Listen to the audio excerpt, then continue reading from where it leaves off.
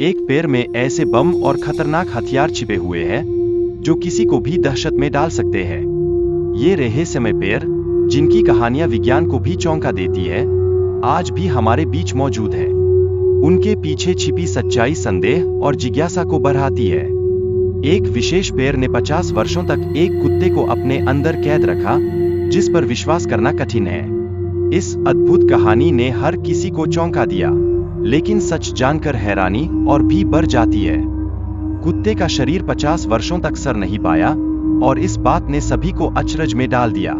इसका रहस्य पैर में मौजूद टैनिन तत्व में छिपा था, जो इसके संरक्षण का कारण बना।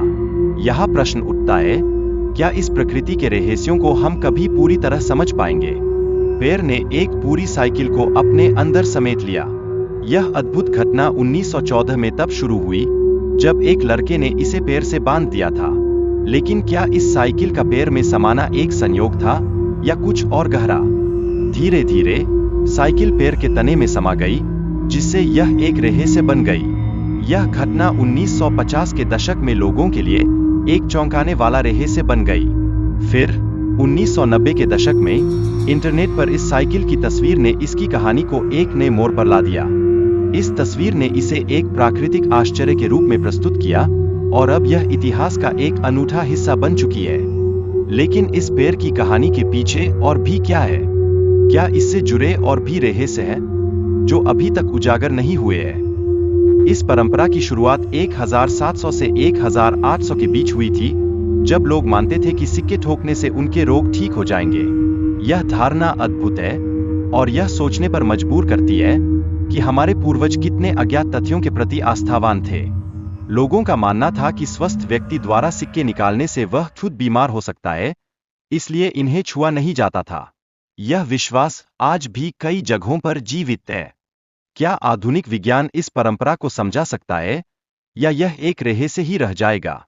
1940 के दशक में युद्ध के दौरान यूरोप के जंगलों में भारी गोलाबारी और बमबारी हुई थी। कई सैनिक अपने उपकरण छोड़कर आगे बढ़ गए थे। इस त्रासदी ने पैरों के जीवन में भी गहरा प्रभाव डाला। क्या ये पैर अब भी उस दर्द को महसूस कर रहे हैं?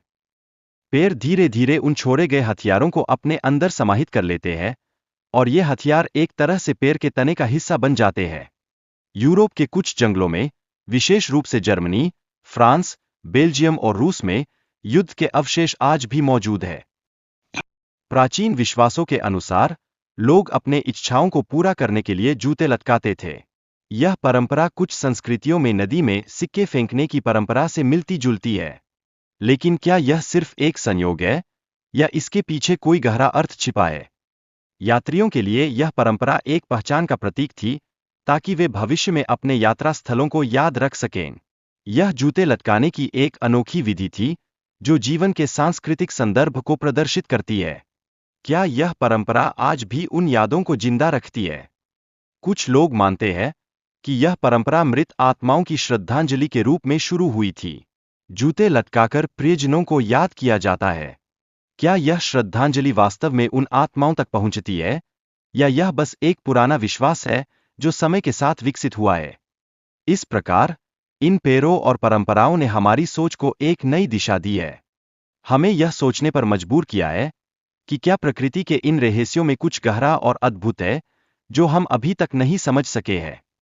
आखिरकार, क्या हम इन पैरों और उनकी कहानियों के पीछे की सच्चाइयों को जान पाएंगे, या ये रहस्य हमेशा की तरह हमारे लिए अनसुलझे रहेंगे?